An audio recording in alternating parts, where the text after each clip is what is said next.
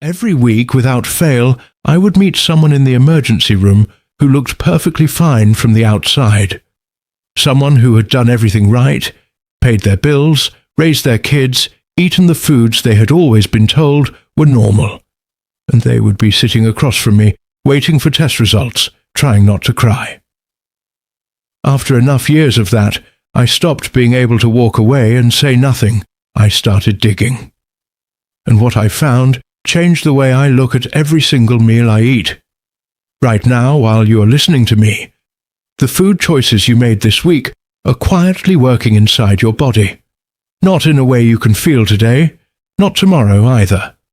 But over years and decades, certain foods are tilting the odds against you, one plate at a time. And the part that stopped me cold when I first understood it is this. Most of it is preventable. More than that, a serious amount of the damage is reversible, if you catch it in time and understand what is actually happening. Stay with me all the way to the end, because the last food on this list is the one that quietly connects everything else. And it is the single most important thing I will tell you today. Welcome to Optivara Life. I am here because I genuinely believe that the right information, explained clearly and honestly, can protect your life. Everything I share with you is education. It is not medical advice, and you should never change your treatment or your medications without speaking to your own doctor first. But the knowledge itself belongs to you. Nobody should be keeping it from you. So let me start with the food that carries the strongest and most direct evidence of anything on this list: processed meat. I am talking about the bacon in your pan on a Sunday morning, the salami in your lunch sandwich, the deli ham, the sausages, the hot dogs, anything that has been cured, salted, smoked, or chemically preserved to extend its shelf life.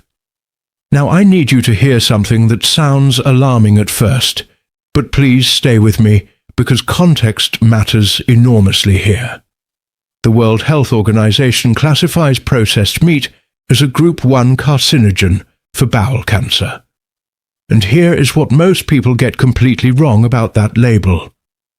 Group 1 does not tell you how powerful the effect is. It tells you how certain the science is.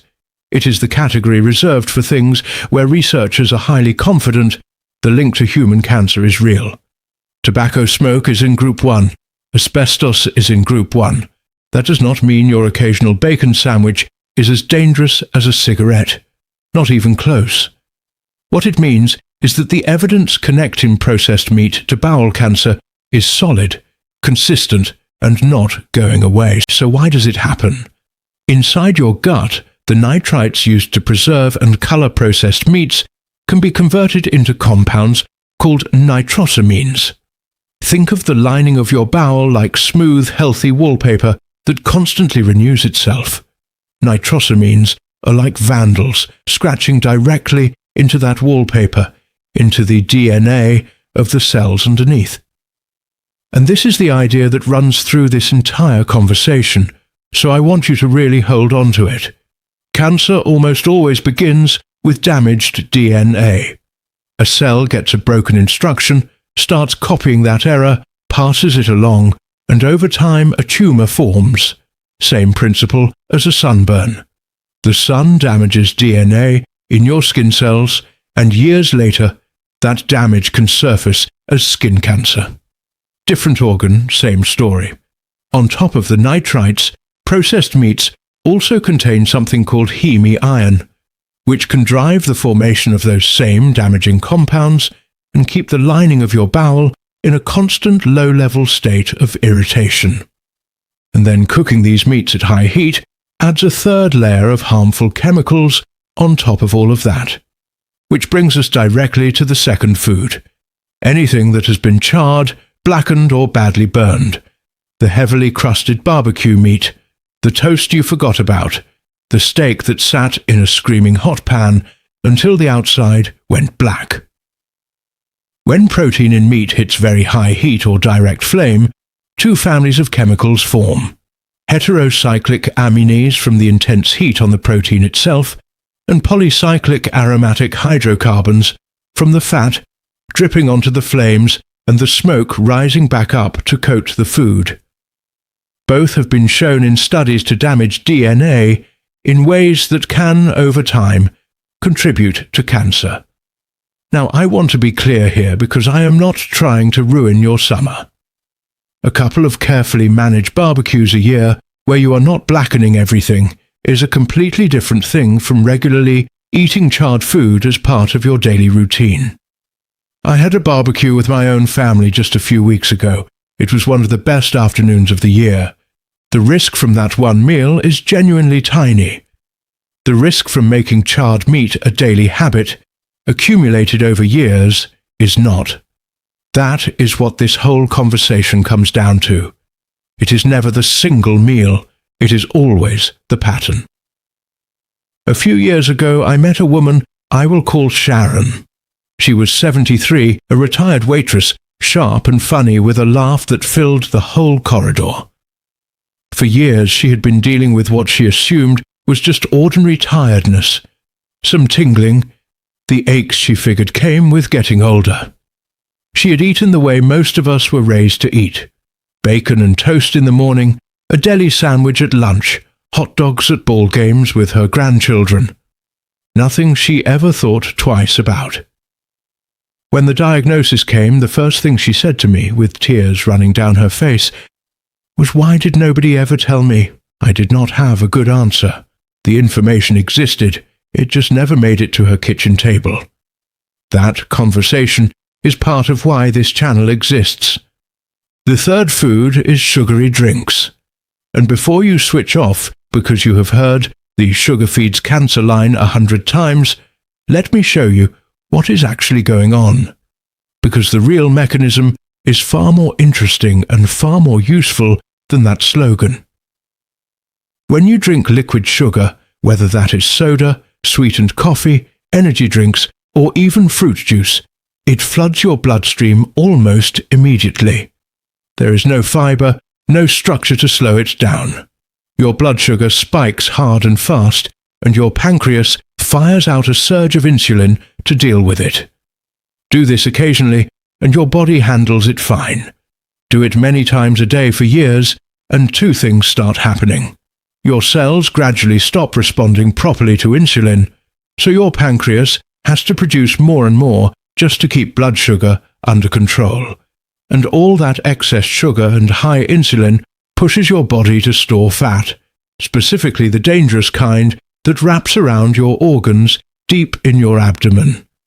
That fat is not passive, it constantly pumps out inflammatory signals.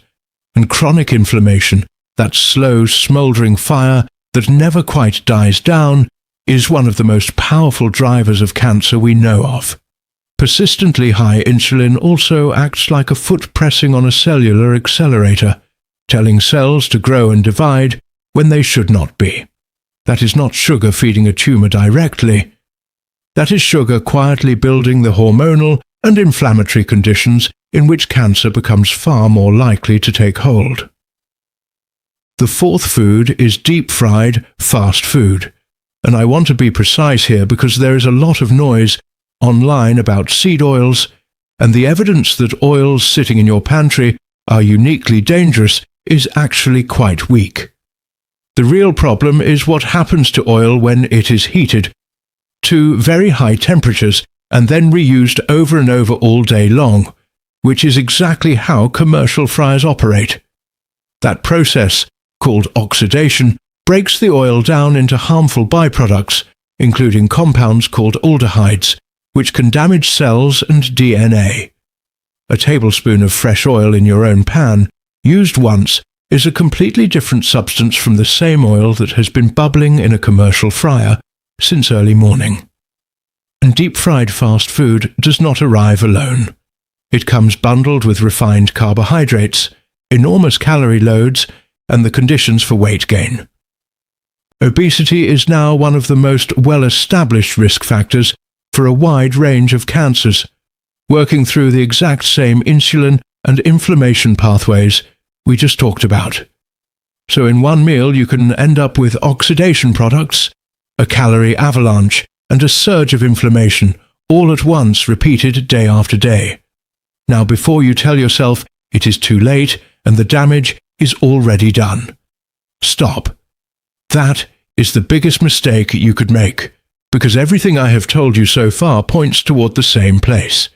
The fifth food is the one that holds all the others together. Ultra-processed food, products manufactured in industrial facilities, built from ingredients you would never find in your own kitchen. Emulsifiers, chemical additives, artificial flavorings, engineered to be cheap, shelf-stable, and almost impossible to stop eating. Look back over everything on this list. The processed meats, the sugary drinks, the deep-fried food. Almost every single one sits under this one heading. That is why I saved it for last. Research from institutions around the world keeps finding the same connections between ultra-processed food and cancer, and nearly every chronic disease we worry about.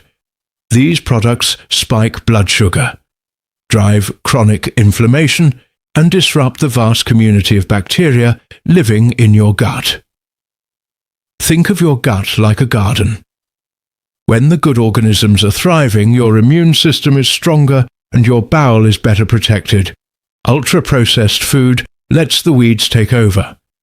And these products are not designed to nourish you. They are engineered, often by teams of scientists, to override the signals your body uses to tell you that you are full. Study after study shows people automatically eat hundreds of extra calories a day when their diet is built around ultra-processed food, not because they lack willpower, but because the food was literally designed to make that happen.